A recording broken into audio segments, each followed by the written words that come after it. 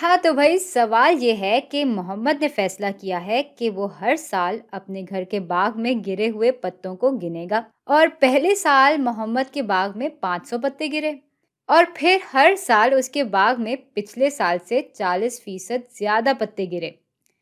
तो F of N निशानदेही कर रहा है nth साल में गिरे हुए पत्तों की तादाद की, जहां n की कदर सिर्फ मस्बत आदाद में हो सकती है।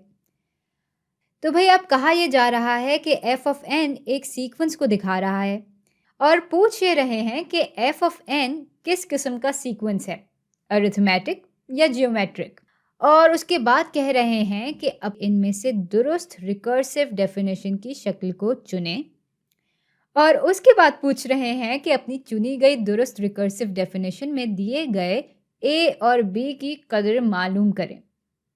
भाई हमसे एक सवाल की शक्ल में इन्होंने तीन तीन सवाल पूछ लिए हैं, लेकिन भाई हल करके देखते हैं कि ये जितना मुश्किल दिखने में लग रहा है असल में उतना मुश्किल है भी या नहीं।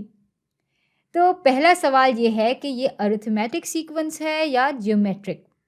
अब भाई हम में से कुछ लोग तो इस बात को दिमाग में ही हल कर लेंगे, लेकिन अगर हम शायद इसको तफसील से समझने की कोशिश करें और हल करें तो आगे के सवाल शायद जल्दी हल हो जाएं। तो भाई हर साल गिरे हुए पत्तों की तादाद 40% बढ़ रही है पिछले साल से। तो 40% बढ़ रही है यानी हर अगली टर्म 140% ज़्यादा होगी पिछली टर्म से, या डेसिमल में बात करें तो इसी बात को हम ऐसे भी कह सकते हैं कि हर पिछली टर्म को जब हम 1.4 से ज़रब देंगे तब जाके हम अपनी अगली टर्म तक पहुंच पाएंगे।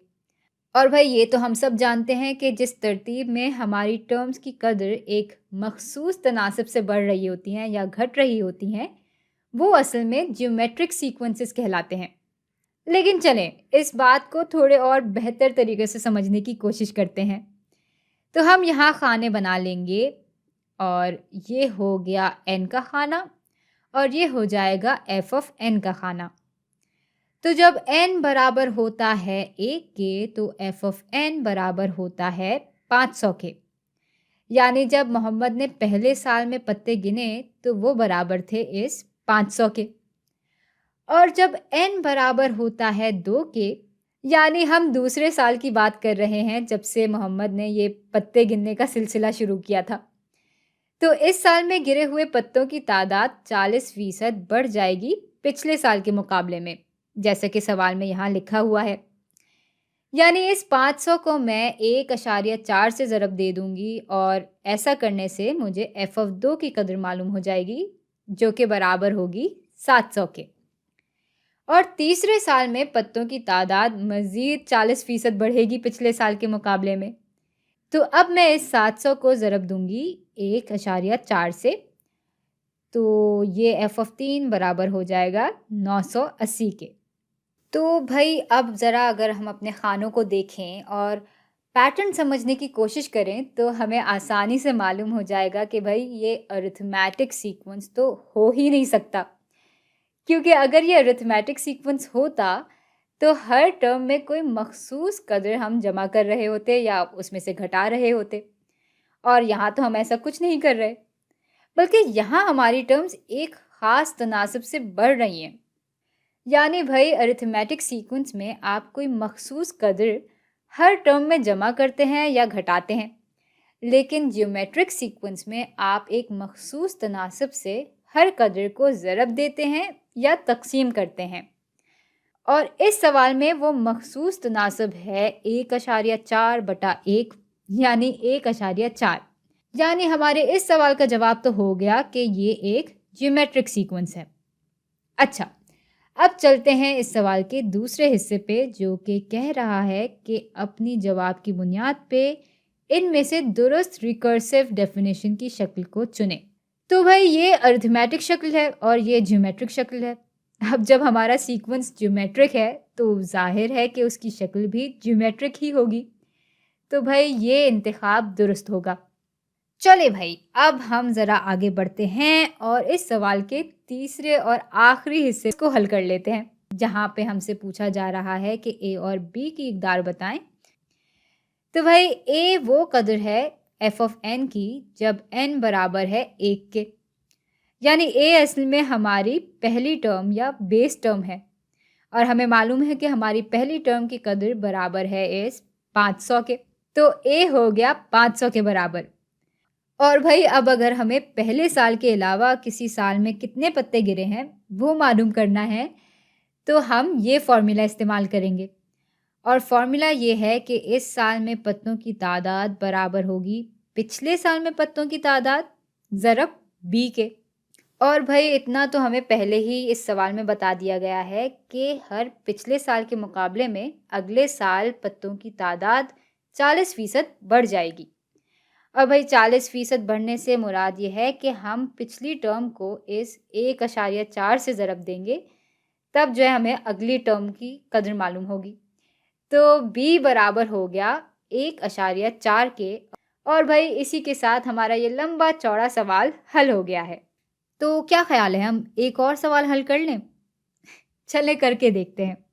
तो भाई हबीबा ने अपने बेटे की शादी की खुशी में अपने करीबी दोस्तों को घर पे दावत दी है और उसने सोचा है कि वो अपने मेहमानों को तोहफे के तौर पे मिठाई का डिब्बा देगी। और इसके पास 50 मिठाई के डिब्बे हैं और वो हर दोस्त को 3 मिठाई के डिब्बे देगी। तो भाई एन की कदर हमेशा मस्बत अदाद में ही होगी और जी ऑफ एन दिखा रहा होगा nth मेहमान के आने से पहले जितने मिठाई के डिब्बे रह गए हैं उसकी तादाद को। तो जी ऑफ एन एक तरतीब या सीक्वेंस को दिखा रहा है और हमसे पूछ रहे हैं कि ये तरतीब किस किस्म की है, अरिथमेटिक या जियोमेट्रिक। और इस तरतीब के लिए वाज़े यानी एक्सप्लिसिट फार्मूला लिखने को कहा गया है। तो भाई इस लंबे चौड़े सवाल को हल करने के लिए यहाँ 2 खाने बना लेते हैं। यहाँ हमारी एन की इकदार लिखी जाएंगी और यहाँ हम लिखेंगे जी ऑफ एन की इकदार को। तो पहली टर्म से शुरू करते हैं जो कि होगी 1। अब भाई पहले मेहमान के आने से पहले तो हबीबा के पास पूरे 50 डिब्बे थे मिठाई के, तो जी ऑफ एन हो जाएगा 50 के बराबर। और दूसरा मेहमान जब आता है तो हबीबा पहले मेहमान को 3 मिठाई के डिब्बे दे चुकी होती है, यानी अब इसके पास 50 डिब्बों में से 3 डिब्बे कम हैं, या इसके पास दूसरे मेहमान के आने से पहले तक सिर्फ 47 मिठाई के डिब्बे रह जाएंगे। अब भाई जब n बराबर है 3 के, तब बताएं कि तीसरे मेहमान के आने से पहले हबीबा के पास मिठाई के कितने डिब्बे रह गए होंगे। भाई हबीबा ने दूसरे मेहमान के आने पर उसको भी 3 मिठाई के डिब्बे दिए होंगे, यानी उसके पास 47 माइनस 3 डिब्बे रह गए, जिसको हल करेंगे तो वो बराबर हो जाएंगे 44 के। और भाई अब मेरे ख्याल से हम थोड़ा थोड़ा इस पैटर्न को समझ गए हैं कि भाई जब भी हमारे n की कदर बढ़ती है, हमारे g ऑफ n की कदर में से हर बार 3 घट जाते हैं। और भाई जब भी किसी तरतीब या सीक्वेंस में हर पिछली टर्म में से एक ही मखसूस कदर को जमा या माइनस करने से हम अगली टर्म तक पहुंच पाते हैं, तो वो सीक्वेंस असल में अरिथमेटिक सीक्वेंस कहलाता है। तो भाई ये एक अरिथमेटिक सीक्वेंस होगा और अब हमें इसको एक एक्सप्लिसिट या वाज़े फॉर्मूले से दिखाना है।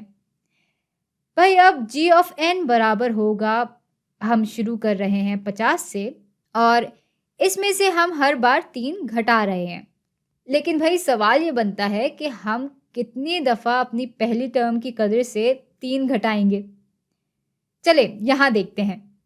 तो पहली टर्म की कदर मालूम करने के लिए तो हमने एक भी दफ़ा 3 नहीं घटाया। दूसरी टर्म की कदर मालूम करने के लिए हमने इसमें से सिर्फ एक दफ़ा 3 घटाए और तीसरी टर्म मालूम करने के लिए हमने 2 दफ़ा 3 घटाए। तो भाई nth टर्म या nth मेहमान के आने से पहले हम 50 में से 3 n माइनस 1 दफ़ा घटाएंगे और भाई यही हमारा एक्सप्लिसिट फॉर्मूला है इस सीक्वेंस के लिए।